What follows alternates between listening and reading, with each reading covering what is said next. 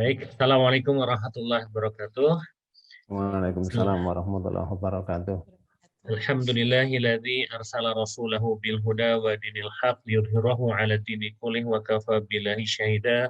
Asyhadu an la ilaha illallah wahdahu la syarikalah wa asyhadu anna Muhammadan abduhu wa rasuluh. Allahumma shalli ala Muhammad wa ali Muhammad. Asbahna ala fitratil Islam wa kalimatil ikhlas wa ala dini nabiyina Muhammadin sallallahu alaihi wasallam wa ala millati abina Ibrahim hanifa wa ma kana minal musyrikin. Alhamdulillahirabbil alamin. Segala puji hanya bagi Allah Subhanahu wa taala.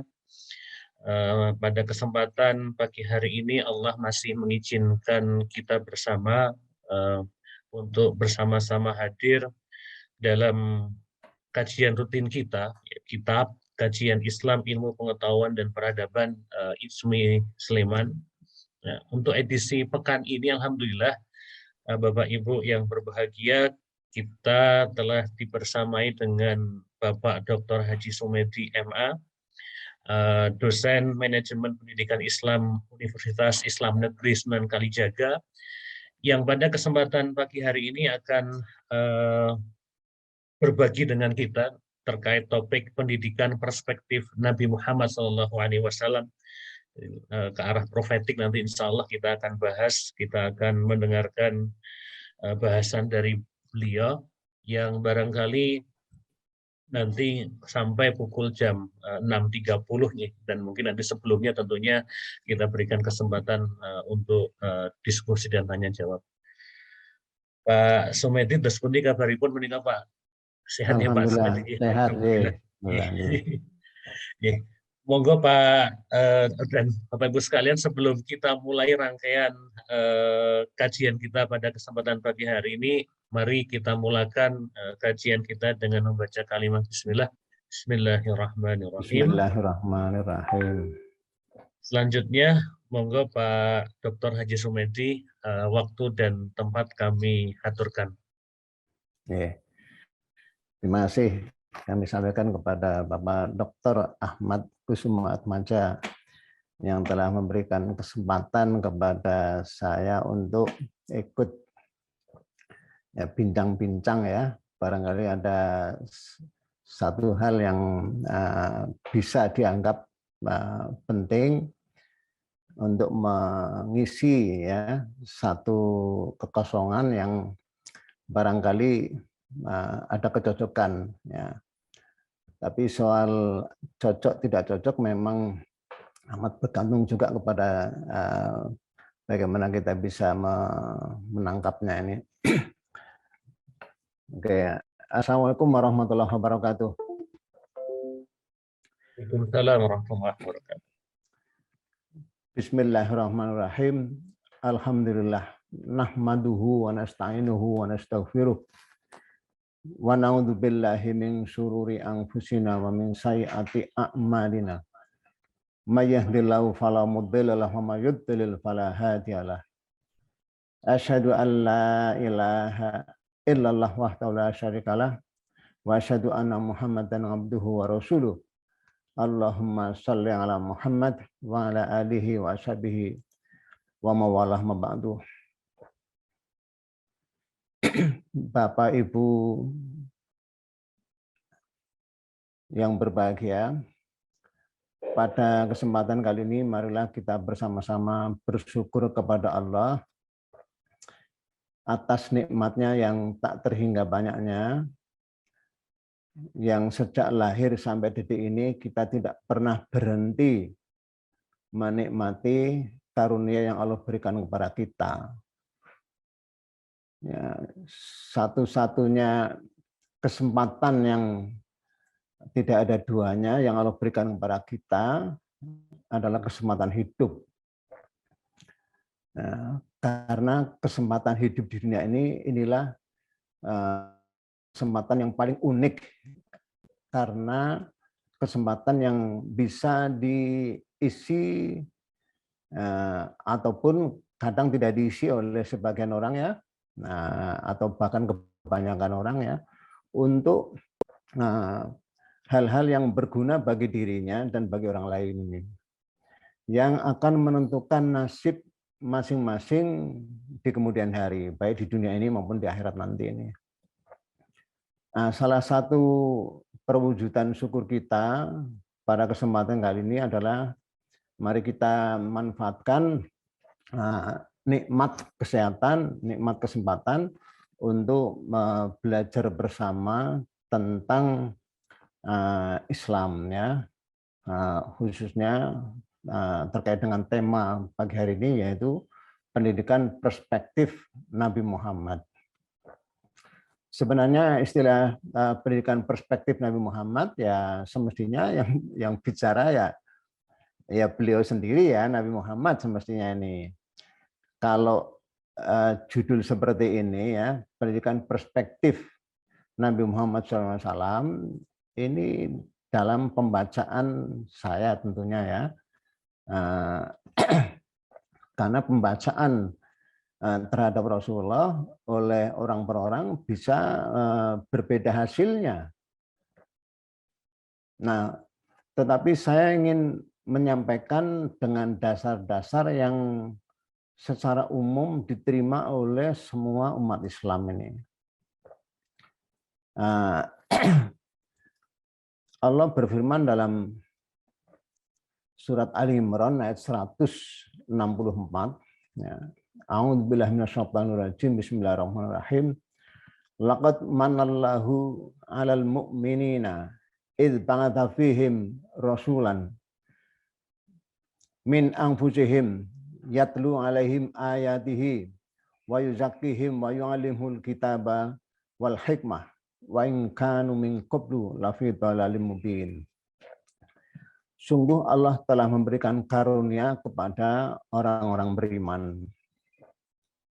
yaitu ketika Dia, yakni Allah, mengutus di tengah-tengah mereka seorang rasul dari kalangan mereka sendiri yang membacakan kepada mereka ayat-ayat Allah sebagai pesan-pesannya, dan juga telah mensucikan mereka serta mengajari mereka Alkitab dan hikmah.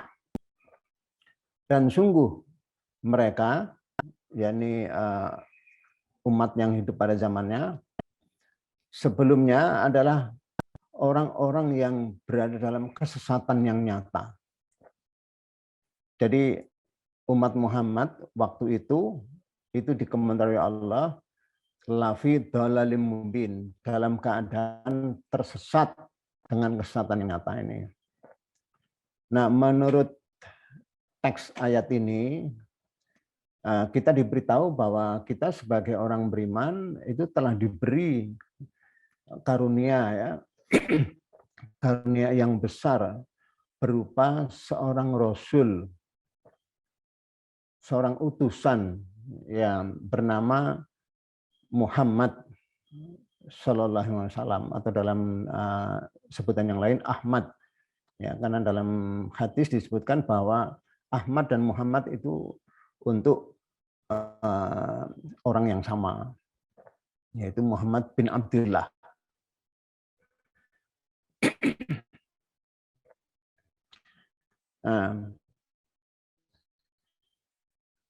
Di sini kita diberitahu bahwa Rasul itu betul-betul merupakan karunia buat orang-orang beriman. Ya, katakanlah kita ini mengaku atau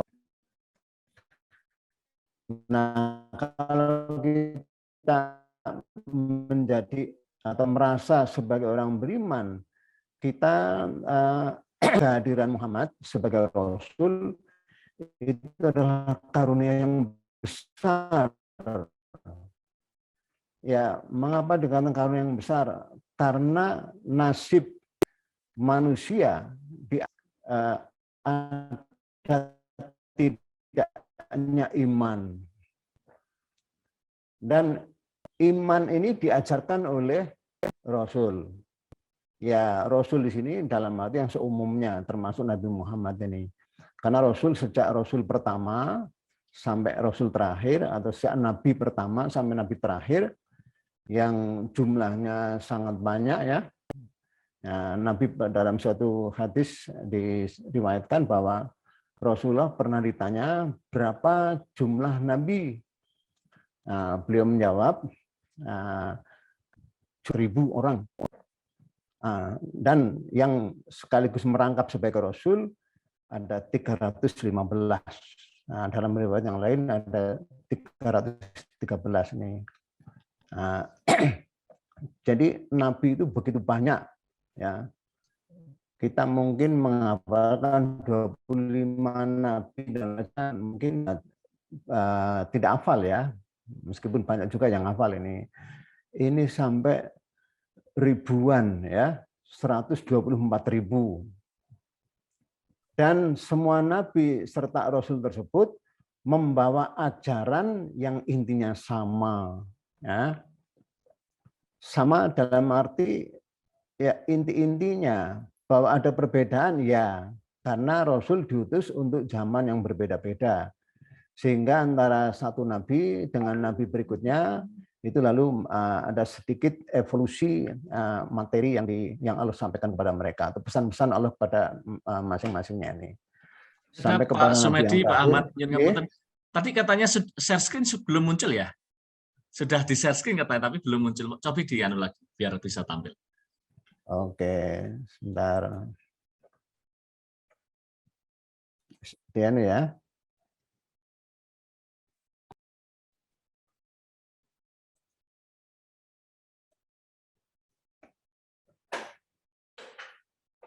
Sudah terlihat? Sampun, Pak. Oke. Kalian bisa mendengarkan suara saya dengan jelas nggak? Jelas, Pak, jelas nih. Jelas, oke. Nah, pada kesempatan di slide show rumien, Pak, di slide show, jadi ini belum besar begitu. Bentar.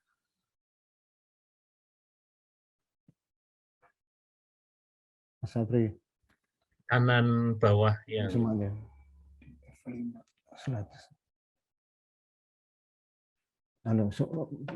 Besar dibesarkan. slide show. Bentar ya. Oke. Nah, sudah. Sampun, Pak. Oke, matur. Nah, terkait dengan pendidikan perspektif Nabi Muhammad SAW, saya menggunakan data atau informasi yang menurut saya valid, yaitu sebagaimana komentar Aisyah sebagai istri Rasulullah SAW yang sangat berjasa dalam mengembangkan atau mengawetkan ya ajaran Islam. Beliau pernah ditanya bagaimana akhlak Rasulullah, lalu beliau menjawab kana khuluquhu Al-Qur'an. Akhlak beliau adalah Al-Qur'an. Yang kita kenal Al-Qur'an itu ya firman Allah yang Allah turunkan kepada Nabi Muhammad SAW sebanyak 30 juz atau 114 surat, mulai dari surat Al-Fatihah sampai surat An-Nas, yang itu sudah sangat populer ya. Nah, Al-Quran itulah sumber yang kata sebagian ulama, sumber yang otentik tentang Islam. Bahkan Al-Quran itu memuat ajaran-ajaran para nabi terdahulu, sejak nabi pertama atau rasul pertama sampai rasul terakhir. Nah, oleh karena itu nabi pernah diperintahkan oleh Allah dengan firman-Nya, A'udzubillahi minasyaitonir rajim, bismillahirrahmanirrahim, ittabi' ma uhiya ilaika mir rabbik la ilaha illa huwa wa arid anil musyrikin.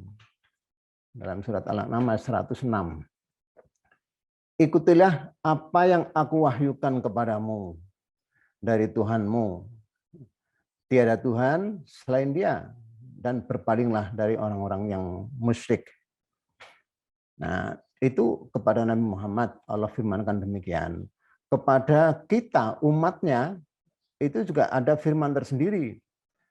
Ittabi'u ma unzila ilaikum mir rabbikum wala tattabi'u min dunihi awliya qalilan ma tadhakkarun. Ikutilah oleh kalian, maksudnya kita semua ya, ikutilah apa yang diturunkan kepada kalian dari Tuhan kalian. Dan janganlah kalian mengikuti selainnya. Nah, sebagai pelindung atau sebagai pembimbing, amat sedikit di antara kalian yang mengingatnya. Nah, kemudian terkait dengan perintah Allah kepada Rasulullah untuk mengikuti wahyu itu, kemudian dia laporkan, ya, sikap yang telah dia ambil dilaporkan. Innama attabi'u ma yuha ilayya mir rabbi. Aku hanyalah mengikuti apa yang diwahyukan kepadaku dari Tuhanku. Jadi apa yang Rasulullah kerjakan sejak beliau menjadi Rasul itu adalah atas dasar wahyu. Nah, oleh karena itu pada kesempatan kali ini saya ingin menyampaikan tentang pendidikan perspektif Nabi Muhammad ini dengan menggunakan 6 kata kunci. Ya, yang pertama holik dan makhluk. Ya. Yang kedua iman, yang ketiga kausalitas, keempat kedudukan manusia, kelima Al-Quran Alkitab, yang keenam wahyu dan sains ini.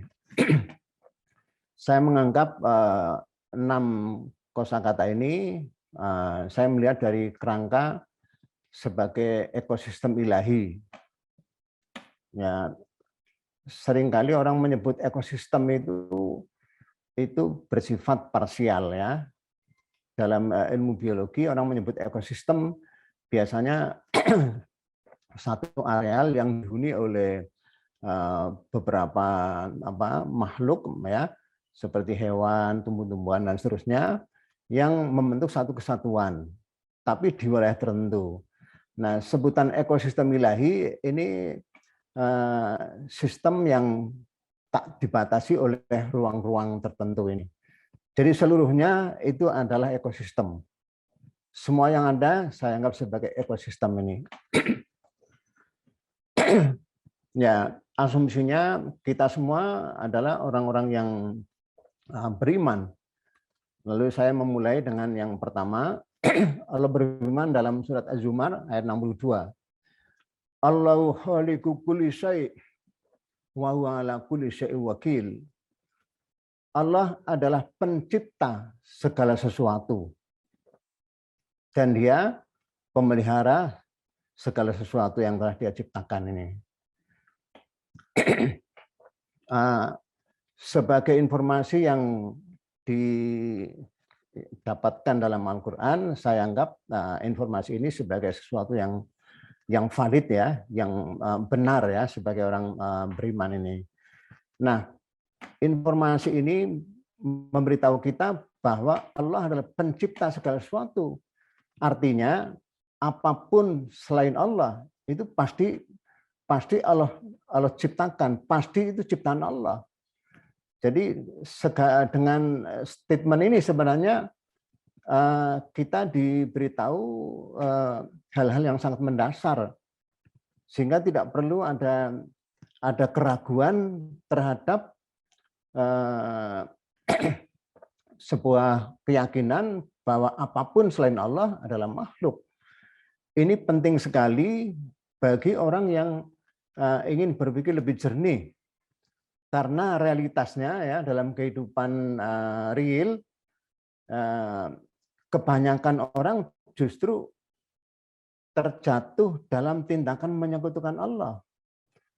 Nah, tindakan menyekutukan Allah dengan makhluknya itu tidak lain karena mereka tidak mampu membedakan ya antara khalik dan makhluk. Kalau orang tahu bahwa Allah adalah pencipta segala sesuatu, itu sebenarnya sudah eh, sangat jelas bahwa apapun selain Allah itu pasti makhluk, alias tidak perlu dipertuhan, tidak perlu diangkat jadi Tuhan.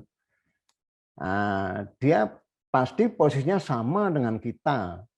Sama dalam arti apa? Sebagai makhluk. Allah menyederhanakan menjadi kulusai kok. Kulusai itu adalah segala sesuatu selain Allah. Itu posisinya adalah sebagai makhluk. Dia pasti lebih rendah daripada Allah. Jadi kalau ada orang menuhankan makhluk, ya karena dia tidak mengerti, tidak memahami konsep dasar bahwa Allah adalah pencipta segala sesuatu ini.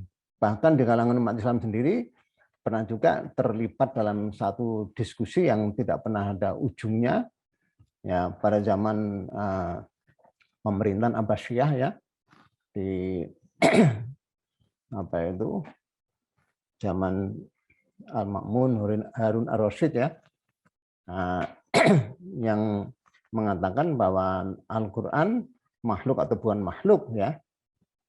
Sehingga Imam Ahmad bin Hambal termasuk orang yang jadi kelinci percobaan ya.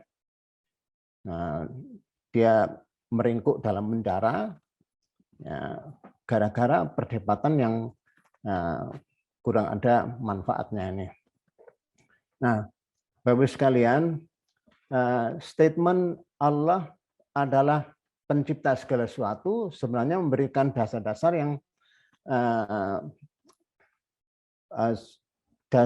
yang sangat fundamental bagi kita umat Islam untuk bisa berpikir lebih benar. Ya, karena saya menganggap benar ini bervariasi atau bertingkat-tingkat ya. Ya semua orang berpikir benar ya, meskipun tingkatannya berbeda-beda ini. Karena dalam pandangan saya yang namanya manusia hidup itu pasti itu karena mereka taat kepada Allah ini. Tak ada manusia di muka bumi ini yang tidak taat kepada Allah ini. Bahwa taatnya atas dasar kesadaran tidak atas dasar kesadaran itu soal lain ya. Misalnya ya seseorang dia bertahan hidup ya. Seperti saya lah, saya ini hidup sampai sekarang umur hampir 60 tahun ya. Itu ya pasti karena ada ketaatan kepada Allah. Setidak-tidaknya dalam hal fisik kita ini bisa bertahan karena taat, misalnya karena makan, minum, menghirup oksigen ya. Nah, itu adalah ketaatan. Karena tubuh kita akan bertahan kalau kebutuhan tubuh terpenuhi. Nah, kata para ahli biologi, kebutuhan pokok manusia itu adalah fisik manusia maksudnya ya, tubuh manusia itu membutuhkan makan, minum, oksigen. Kalau terpenuhi akan sehat. Itu adalah sebuah ketaatan. Jadi ketaatan kepada Allah adalah taat kepada sunnahnya atau taat kepada aturannya atau syariatnya. Jadi misalnya orang yang dikatakan penjahat ya, saja. Nah, di sisi lain dia juga orang yang taat kepada Allah. Taat dalam hal kaitannya dengan tubuh manusia misalnya, tubuhnya misalnya nih. Nah, pada ayat ini juga kita diberitahu bahwa hubungan antara Allah dengan makhluk itu adalah hubungan kausalitas. Nah, sehingga menurut para ahli di kalangan Islam, ya semua hukum yang Allah berlakukan pada makhluknya itu adalah hukum kausalitas. Termasuk mukjizat sekalipun dia adalah kausalitas. Ya. Lalu jangan sampai lalu orang terjebak dalam pengkultusan ya, karena ada mukjizat ya, kemudian orang mengkultuskan ya. Sebagian orang ada yang menganggap orang bisa menghidupkan orang yang mati lalu dianggap sebagai orang yang punya kekuatan yang luar biasa, sehingga lalu dinaikkan derajatnya, dianggap sebagai Tuhan. Itu kan karena dia nggak memahami kalau selain Tuhan alias makhluk dia bisa berbuat itu hanya atas seizin Tuhan. Seizin Tuhan tentu seizin dengan hukum kausalitasnya. Ya, dalam kasus-kasus yang diabadikan dalam sejarah, misalnya ada Nabi Musa bisa menggunakan tongkatnya, dilemparkan kemudian berubah jadi ular. Ya, itu bukan dalam kekuasaan Nabi Musa. Ya, tetapi itu dalam kekuasaan Tuhan, itu pun masuk dalam kategori hukum kausalitas ya. Nah, tujuannya kenapa kalau perlu ada mukjizat? Yang secara bahasa mukjizat itu adalah melemahkan ya. Siapapun yang melawan Allah itu akan mukjiz, akan Allah lemahkan ini. Nah, tujuannya sebenarnya adalah untuk mengenalkan manusia kepada adanya Tuhan. Ya, cukup mengenal saja ya, mengenal hanya Tuhan, karena kalau mengetahui yang sesungguhnya siapa Tuhan, saya kira manusia tidak punya kapasitas ya, tidak punya kemampuan yang memandai ini. Ya, bagaimana mungkin kita makhluk yang punya keterbatasan, punya kekurangan, akan bisa mengetahui Tuhan yang absolut, yang dalam bahasa agama laisa kamitslihi syai'un, ya, tak ada yang serupa dengannya. Itu yang menurut sebagian orang dikatakan bahwa mustahil manusia bisa mengetahui hakikat Tuhan yang sesungguhnya, karena tidak ada perangkat ke sana. Dan yang bisa mengetahui hakikat Tuhan yang sesungguhnya ya hanya Allah saja. Kalau manusia ya itu hanya sejauh pemahaman manusia ini. Ya, bahkan dalam agama Tao ya, agama Tao yang kitab sucinya sampai ke tangan kita, di sana ada disebutkan begini di bagian awal ya. Tuhan yang dijelaskan dengan kata-kata atau bahasa itu bukanlah Tuhan yang sesungguhnya ini. Tuhan yang sesungguhnya itu Tuhan yang tidak bisa diungkapkan dengan bahasa ini. Nah, itu yang dalam bahasa Al-Quran dikatakan laisa kamitslihi syai'un. Kita cukup mengetahui bahwa dia ada. Nah, hakikatnya seperti apa? Walau alam ya. Walaupun para sufi ya seperti Ibnu Arabi, ya Jazul Rumi dan seterusnya itu sudah berusaha untuk mengenal dia yang sesungguhnya. Ya, mereka menggunakan istilah makrifat. Ya, tapi makrifat yang mereka inginkan tetap saja tidak bisa memenuhi keinginan mereka, yaitu mengetahui Tuhan apa adanya ini. Karena mengetahui Tuhan apa adanya sama halnya dengan menginginkan dirinya jadi Tuhan yang maha kuasa, yang maha mengetahui ini. Padahal kan tidak mungkin manusia akan menjadi Tuhan, tidak mungkin. Manusia ya manusia, Tuhan ya Tuhan. Sebutan Allah adalah pencipta segala sesuatu, sebenarnya memberitahukan bahwa yang ada itu hanya dua, yaitu kalau bukan Allah ya makhluk. Nah, lalu kedudukan makhluk ya. Nah, dalam pandangan Al-Quran, dalam pandangan ajaran yang dibawa oleh Nabi Muhammad, makhluk secara umum itu mempunyai kedudukan yang sama, yaitu di bawah Allah ini. Semua makhluk apapun wujudnya, malaikat, rasul, nabi, manusia biasa, atau hewan, atau benda-benda mati, itu seluruhnya memiliki keterbatasan. Itu ciri khasnya ya. Keterbatasan artinya dia tidak mempunyai kekuatan yang absolut. Kekuatan yang absolut itu hanya dimiliki oleh Allah semata. Sehingga hanya Allah lah yang layak dipertuhan, yang layak diimani sebagai Tuhan yang sesungguhnya. Nah, sementara yang lain ya, itu mesti di bawah Allah. Karena dia di bawah Allah, maka tidak layak dijadikan Tuhan. Sehingga wajar kalau Allah memberikan informasi kepada kita bahwa orang-orang yang menjadikan makhluk sebagai pelindung itu bagaikan orang yang berlindung kepada sarang laba-laba ya. Sarang laba-laba itu kan sangat lemah ya, sangat lemah. Jadi kalau orang berlindung kepada makhluk itu seperti berlindung kepada sarang laba-laba ini. Jadi kena angin aja dia sudah bisa kabur ini ya. Nah, pada statement Allah pencipta segala sesuatu itu juga ada penjelasan tentang kedudukan manusia, bahwa manusia dalam pandangan Allah, dalam pandangan Al-Quran, itu posisinya di bawah Allah, di atas semua makhluk yang lain.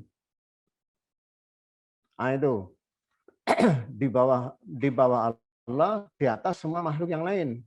Nah, ini. Sebenarnya kalau kita menyadari bahwa kita manusia adalah makhluk yang paling tinggi, sementara yang lain itu Allah ciptakan untuk kepentingan kita. Nah, kita sudah dalam posisi yang aman ya, tidak akan terjatuh dalam tindakan menyekutukan ini. Oleh karena itu, sebutan manusia berada di bawah Allah, di atas makhluk yang lain, itu hanya kalau orang itu beriman. Karena kalau iman tidak disadari, seringkali manusia di atas di bawah makhluk yang lain. Bahkan dalam sejarah di Indonesia ini ya, pernah ada juga kasus ya, munculnya lembaga Al-Irsyad. Nah, sebagai salah satu lembaga pendidikan ya.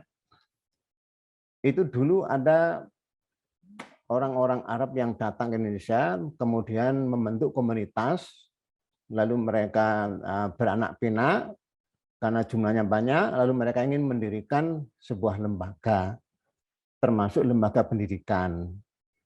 Nah, karena mereka butuh guru, lalu mereka mencari guru ke sana Timur Tengah ya, kemudian dicari-cari, ditemukan yang namanya Syekh Ahmad Surkati.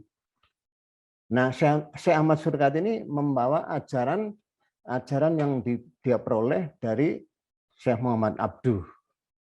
Ya, ajaran yang dikatakan sebagai ajaran al-musawah bainan nas ini.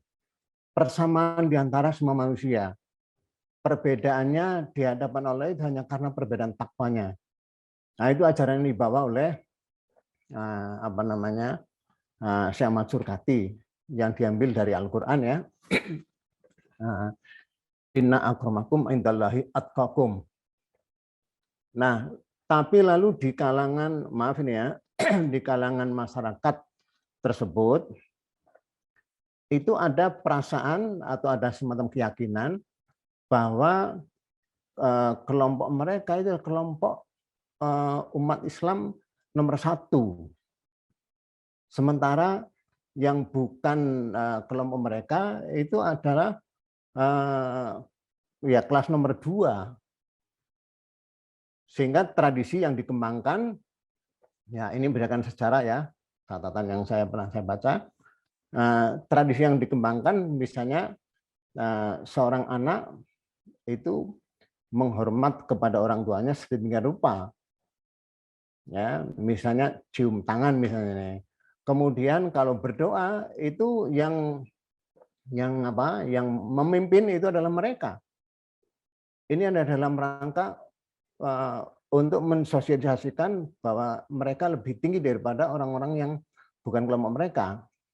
Nah, setelah mendapatkan pelajaran dari Syekh Ahmad Surkati, ajaran yang menyatakan bahwa semua manusia sama, perbedaan di hadapan Allah hanya karena takwanya, yang muncul adalah perubahan situasi atau tradisi di kalangan mereka.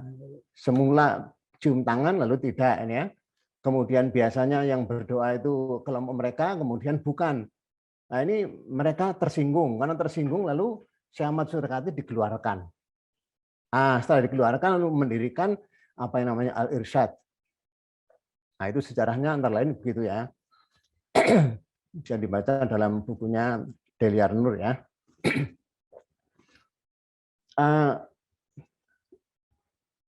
Berikutnya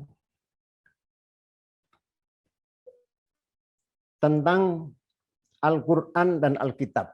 Yang kelima ya. Kalau dikatakan Al-Quran, kita sudah kenal. Alkitab, seringkali orang berbeda pendapat.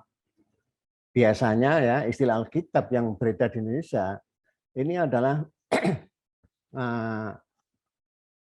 untuk kumpulan dua kitab, yaitu Perjanjian Lama dan Perjanjian Baru, atau Taurat dan Injil, yang dijadikan satu, kemudian yang dia dibawa oleh saudara kita ke gereja itu biasanya disebut Alkitab ini.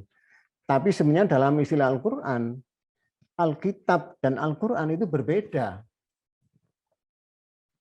Nah, karena term itu sendiri juga berbeda. Nah, dan keduanya diberikan kepada Nabi Muhammad. Nah, saya kira ini satu istilah yang saya kira kita perlu lebih mempelajari isinya, kandungannya. Ya. Nah, coba saya lihat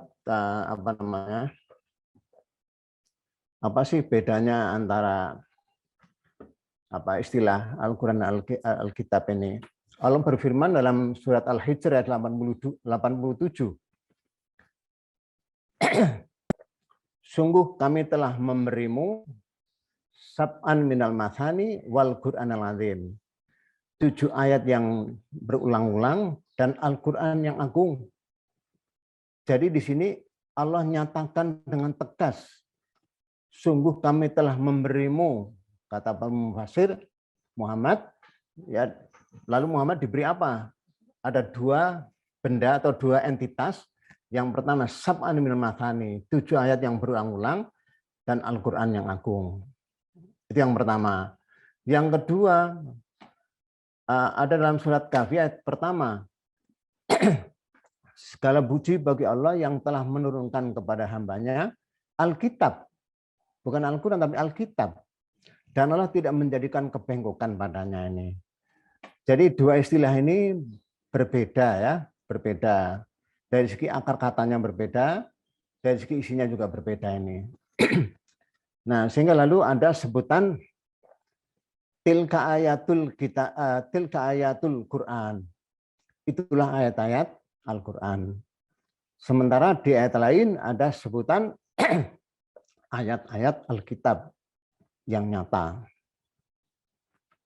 Nah, coba kalau kita perhatikan dari sisi peruntukannya. Dari segi peruntukannya,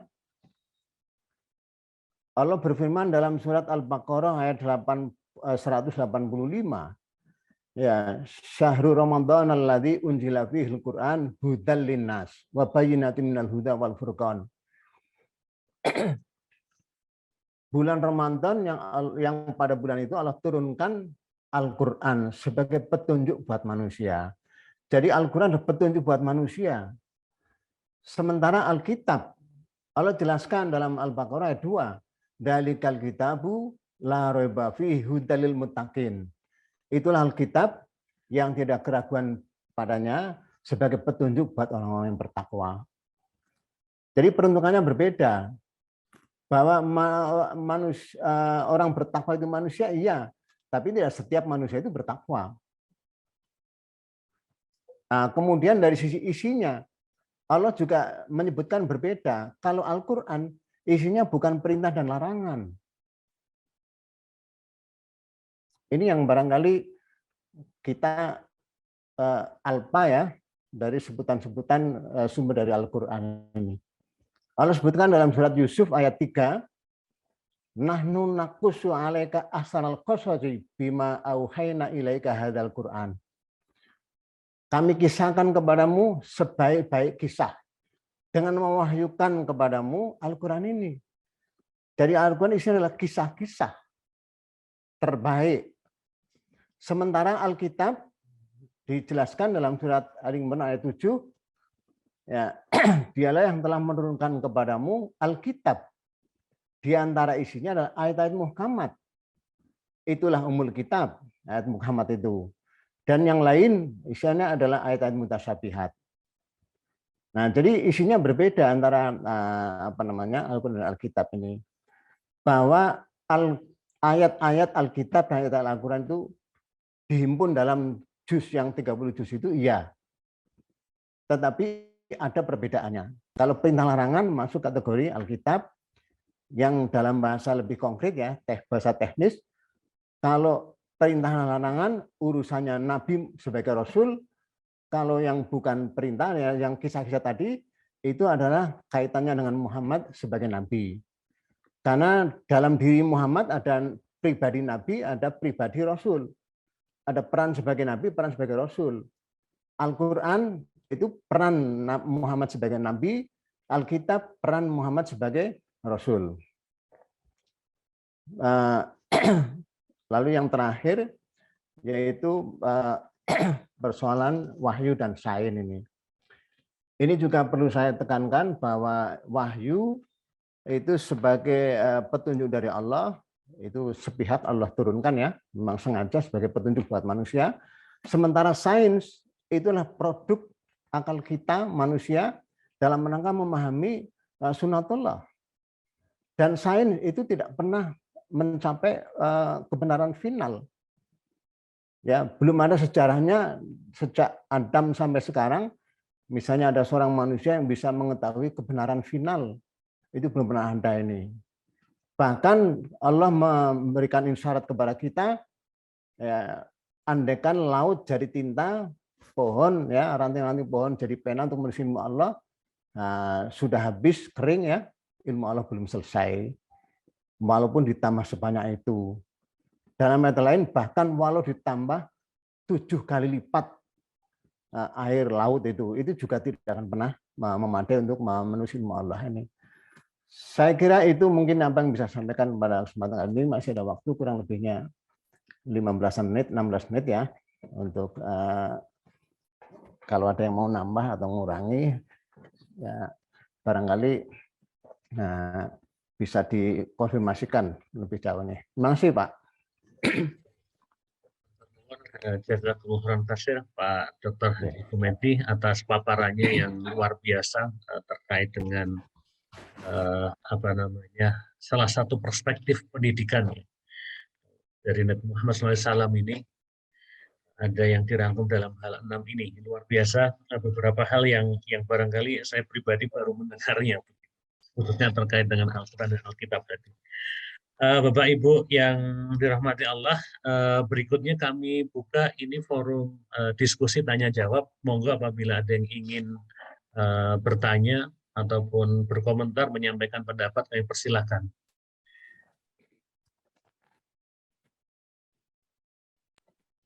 Pak Ahmad? Monggo Pak. Boleh saya bertanya? Monggo Pak. Jadi kalau misalnya Pak Sumedi ya, Pak Dr. Sumedi yang kami hormati, terima kasih atas materi yang telah disampaikan, sangat menarik gitu ya. Mungkin saya ingin mencoba menarik diskusi tadi itu pada konteks sekarang ya, pada konteks kekinian gitu. Menurut Bapak sejauh mana kata-kata kunci ini telah terimplementasikan dalam pendidikan kita sekarang gitu ya. Dan kalau misalnya ada yang belum, apa kira-kira tantangannya, masalahnya begitu. Terima kasih. Terima kasih Bapak Ahmad Akbar Susamto ya, selaku Ketua IJMI Cabang Sleman ya. Sebenarnya istilah define ecosystem ini ya istilah saya sendiri ya. Tapi saya menggunakan istilah itu, saya bangun dari berbagai macam data, dari sebagian dari ayat yang sudah saya sampaikan ya, bahwa semuanya itu hidup dalam sistem yang terkontrol penuh oleh Allah ini. Lalu implementasinya sejauh mana dalam kehidupan pendidikan ini? Ya, ini lagi-lagi soal kebijakan ya, kebijakan pemerintah nih. Kalau sejauh yang menjadi wilayah efektif saya, ya saya selalu menyampaikan kepada ya mahasiswa ataupun mungkin jamaah yang ngaji di tempat saya sosialisasikan ya bahwa hidup itu mau tidak mau ya, kalau ingin bahagia ya itu maksudnya mengikuti petunjuk Tuhan ini, petunjuk Allah ini. Kalau di Eropa misalnya ya orang meninggalkan agama ya karena mereka merasa bahwa agama yang mereka praktekkan itu bukan mencerahkan, bukan menyejahterakan atau menyelamatkan mereka, tapi itu menindas mereka. Menurut saya wajar kalau orang-orang Eropa lalu meninggalkan gereja, ya meninggalkan abad pertengahan, kemudian mereka menuju kepada Renaissance, lalu kemudian muncul humanisme. Ya manusia ini kan makhluk yang paling layak untuk dihormati, sehingga wajar kalau lalu manusialah yang menentukan segalanya, termasuk baik, buruk, benar, salah, itu adalah harus diukur oleh manusia. Ya, itu Eropa yang konteks background-nya berbeda dengan kita umat Islam Indonesia ini. Menurut saya sebuah kemajuan kalau dari hidup dengan dasar agama yang dianggap menindas kemudian lepas dari cengkraman gereja, menurut saya itu hal yang wajar. Saya menganggap itu sebagai suatu kemajuan ini. Jadi dari percaya kepada katakanlah Trinitas, kemudian meninggalkan Trinitas menuju kepada ateis, menurut saya itu sebuah kemajuan ya. Tapi di sisi lain ya, menurut saya itu juga sikap yang agak kurang lebihnya agak sedikit ceroboh ya atau gegabah ini. Karena di dalam Injil itu sendiri, betapapun Injil itu sudah terjadi tahrif ya, dilakukan sebagian umatnya ya, tapi di sana sini masih ada ayat-ayat yang benar, terutama tentang ketuhanan, tentang tauhid dan juga tentang akhirat, tentang berbuat baik ya, itu masih ada diabadikan dalam Injil ini. Sehingga ketika mereka menolak sama sekali kitab Injil, akibatnya lalu mereka betul-betul hidup humanisme, menjadi humanis murni hanya dengan dasar manusia, pikiran manusia, kemampuan manusia, lalu tidak mengindahkan sama sekali firman Tuhan. Yang terjadi ya, sains dan teknologi mereka maju sedemikian rupa, tetapi spiritualnya kosong, hampa.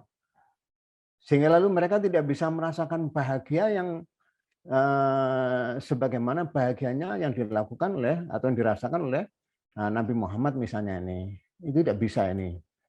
Tapi kalau orang itu mengenal iman yang benar, itu akan bisa mencapai tingkat kebahagiaan yang tidak bisa diceritakan dengan bahasa ini.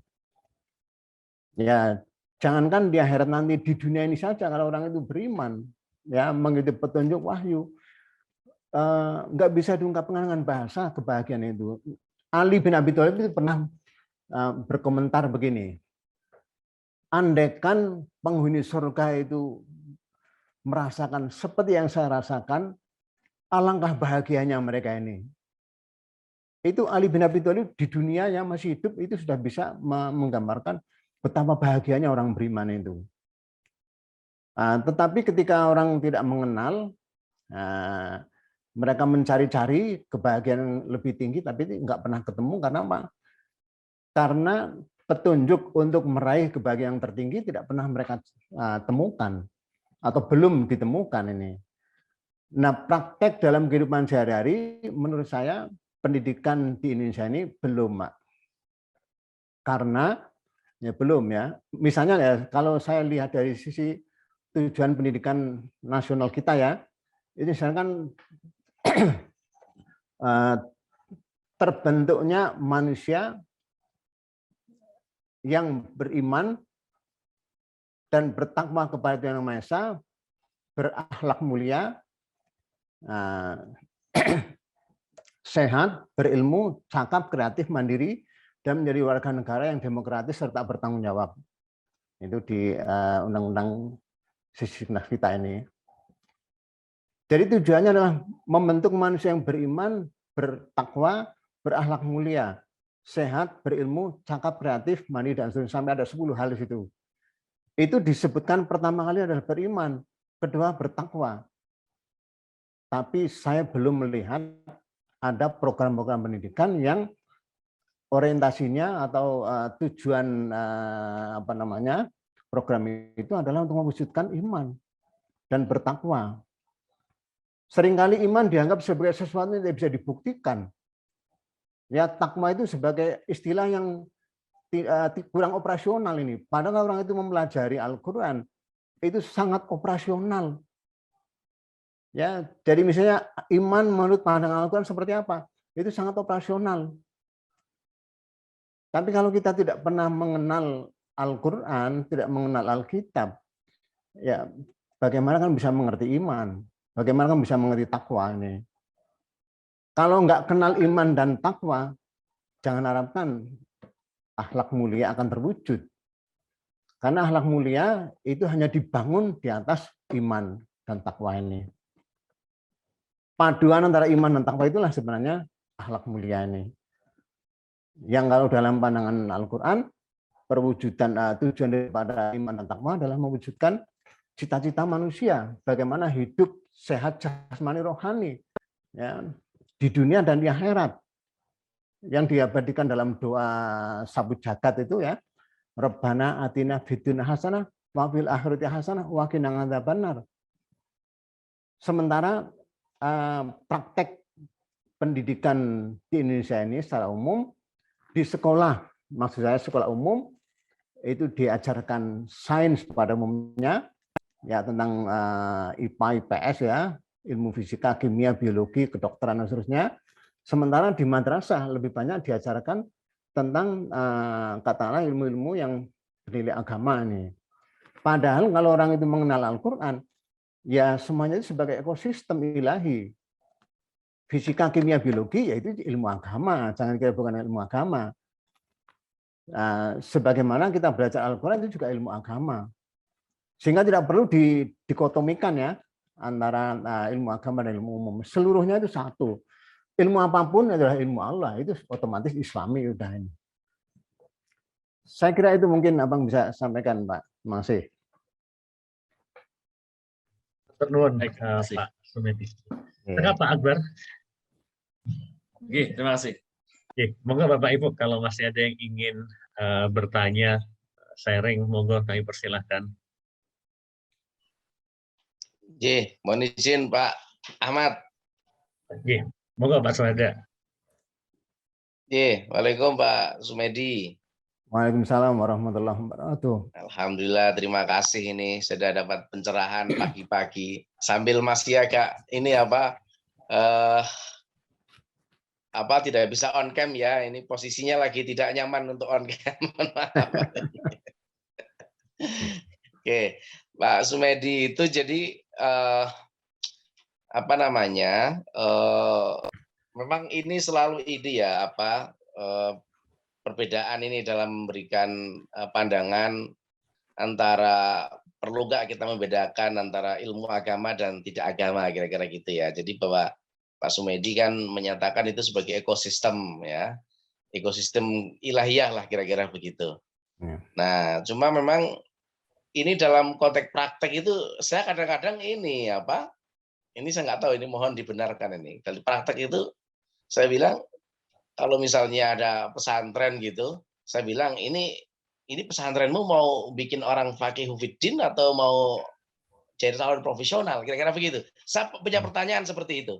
Jadi kalau kamu pondok itu mau didik calon kiai atau calon ulama, ya berarti kamu harus dalam di pembelajaran yang khusus ilmu fikih, mantik dan sebagainya. Tapi kalau kamu ingin mendidik calon profesional, misalnya calon engineer, calon direktur, calon pengusaha, ya sudah agamanya ya ilmu hal aja lah yang bisa untuk ibadah standar, kira-kira begitu. Nah, kira-kira dalam prakteknya saya seperti itu. Kira-kira mohon koreksi ini Pak Sumedi ini. Jadi saya kadang-kadang untuk memudahkan, menggambarkan, memetakan fokus orang itu, "You mau jadi apa?" "Oh, saya mau jadi pengusaha." Ya sudahlah. Berarti kalau memang jadi pengusaha ya ilmu agamanya yang minimal seperti ini, kira-kira begitu. "You mau jadi kiai," ya berarti seperti ini. Nah, kira-kira gimana nih? Mohon arahan ini Pak Sumedi, pencerahan ini. Ya, saya kira sudah betul ya kalau saya memperkenalkan istilah ekosistem ilahi atau divine ecosystem ini ya. Itu untuk menghilangkan konsep dikotomi keilmuan. Nah, sementara kenapa dalam praktek sejarahnya praktek kehidupan real itu berbeda? Saya kira apa yang dilakukan oleh manusia, baik di pesantren atau di sekolah ataupun di mana-mana ya di dunia ini, itu tidak lepas daripada pengaruh sejarah sebelumnya. Nah, kalau saya ingin menyampaikan persoalan kehidupan yang Islami yang seperti apa? Ya, kalau menurut pemahaman saya, kehidupan Islam itu telah dipraktekkan oleh Rasulullah bersama para sahabatnya, yang dalam catatan sejarah kurang lebihnya 30 tahun. Ya, atau dari Nabi Muhammad sampai Khalifah Ali bin Abi Thalib nih. Tapi setelah itu, pembacaan saya terhadap sejarah sepertinya sudah terjadi penyimpangan. Walaupun sejak setelah Ali meninggal ya, karena dibunuh ya, kita tahu sejarahnya dia dibunuh dan yang bunuh tidak lain adalah saudara sesama Muslim juga ya, atau setidaknya dianggap sebagai sesama Muslim. Dan kasus yang terjadi di zaman Ali itu perang saudara ya, perang saudara antara sesama Islam, sesama umat Islam ini, yang itu menurut saya pasti terjadi penyimpangan itu. Karena dalam pandangan Al-Quran secara tegas ada larangan membunuh orang lain. Dalam surat Al-An'am ayat 151 di sana disebutkan wala taqtulun nafsal lati haramallahu illa bil haq. Dan sebelumnya ada juga larangan wala taqtulu awladakum min imlaq. Di ayat yang sama ini. Jangan bunuh anak kalian karena takut miskin, dan jangan bunuh seseorang kecuali dengan apa yang jangan bunuh seseorang kecuali dengan alasan yang benar. Dan alasan yang benar tentu itu nanti hakim negara yang menentukan ya, bukan orang per orang ini. Tapi coba dalam pada masa Imam Ali bin Abi Thalib jadi khalifah, ada perang yang menurut saya tidak elok diceritakan, tapi kita perlu tahu ya untuk mengetahui sejarah dalam rangka untuk otokritik itu ya. Ada perang sesama Muslim yaitu perang Jamal. Perang Jamal ini dipimpin oleh Aisyah ya, istri Rasulullah. Ya, melawan Ali. Ali udah menantunya Rasulullah ini. Tidak mungkin masuk akal itu dalam pandangan Al-Quran itu. Ada menantu ya berperang melawan mertuanya, Pak ini. Itu enggak masuk akal ya. Itu pasti terjadi penyimpangan ini. Setelah itu masih ada lagi perang Siffin. Ya, perang Siffin itu yang boleh dikatakan merupakan turning point ya. Perubahan yang mendasar umat dari meninggalkan ajaran Al-Quran menuju kepada ajaran yang lain.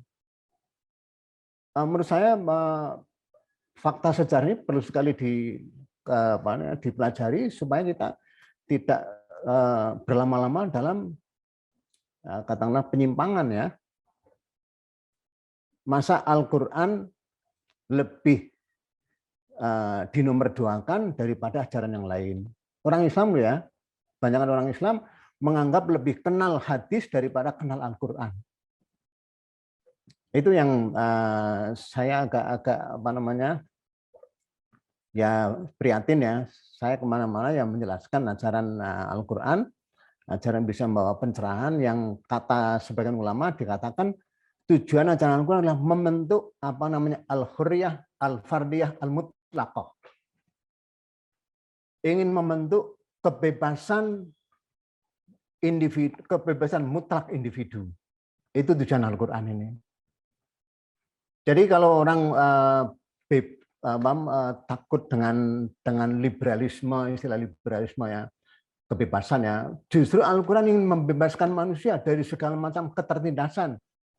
Itulah Al-Quran. Ingin membebaskan manusia dari segala macam belenggu. Dengan Al-Quran akan diharapkan menjadi manusia yang betul-betul merdeka. Merdeka penuh. Ya, bahkan ketika orang naik menjadi Abdullah, menjadi hamba Allah, itu Allah yang maha kaya, itu tidak membutuhkan apa-apa sedikit pun dari manusia. Jadi kalau ada manusia disuruh ini itu ya, lalu ada manfaatnya, itu sama sekali bukan kan untuk kebutuhan Allah. Tapi untuk kebutuhan manusia itu sendiri, jadi penuh untuk kebutuhan manusia. Sehingga manusia betul-betul menjadi orang yang sangat bahagia ini.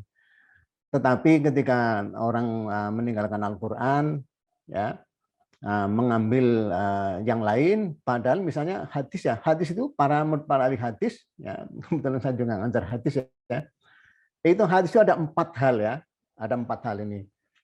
Ada hadis sahih, hasan, dhaif, dan maudhu. Ini hadis sahih ini ya saya kira sebagai umat Islam pasti menerima ya kalau ada hadis sahih ini. Tapi untuk yang lain-lain ini itu orang tanda tanya. Bahkan ketika orang mendefinisikan hadis misalnya Ibnu Hajar ya, dia menyebut hadis itu apa? Hadis ma yudhofu ilan Nabi sallallahu alaihi wasallam misalnya. Apa yang disarankan kepada Nabi itulah hadis ini. Tetapi ketika dipraktekkan dalam kehidupan real, itu definisi yang dikemukakan oleh Ibnu Hajar tidak mudah untuk dipraktekkan ini.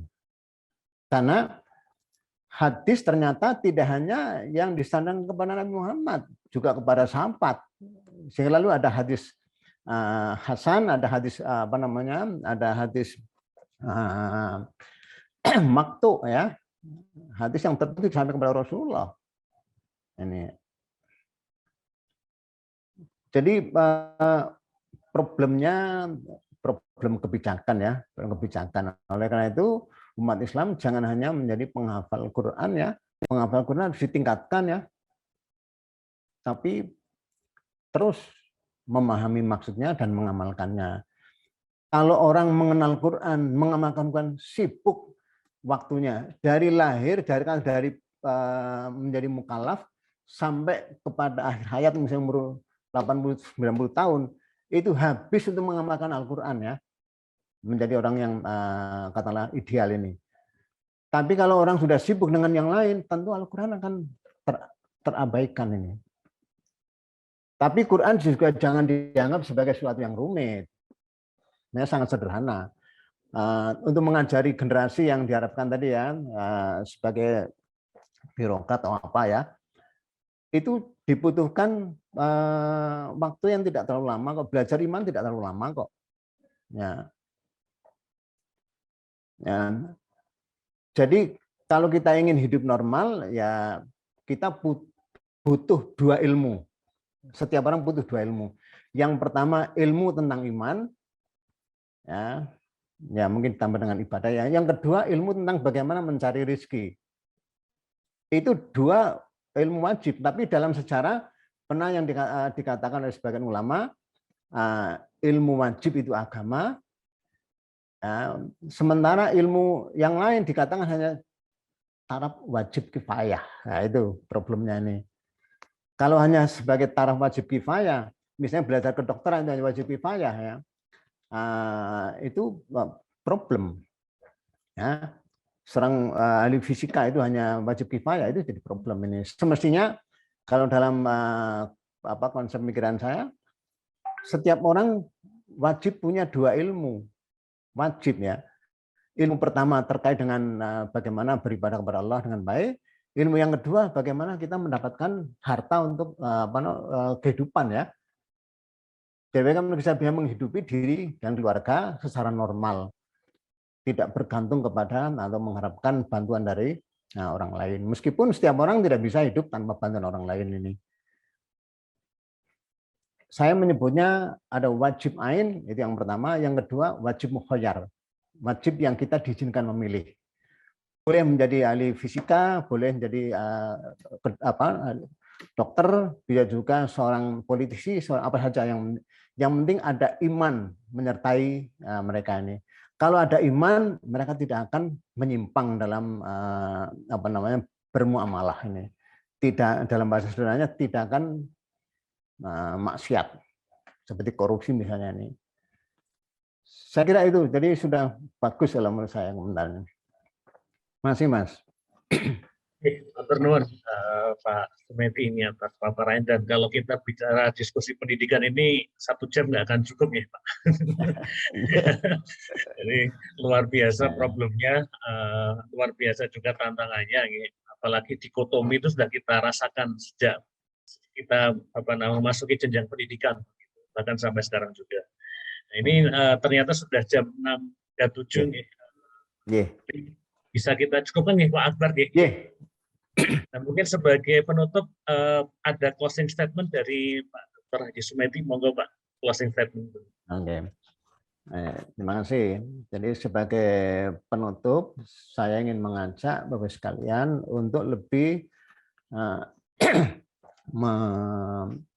membesarkan ya, besarkan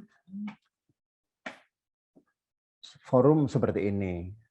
Ya, forum seperti ini maksudnya ya sering diadakan diskusi tapi yang mendasar ya, yang mendasar, jangan hanya bagian-bagian yang tepi. Bagian yang tepi itu biarkan aja, tapi yang kalau untuk forum-forum komunikasi untuk peningkatan, ya saya kira kita perlu bimbingan wahyu. Saya kira itu Pak. Terima kasih.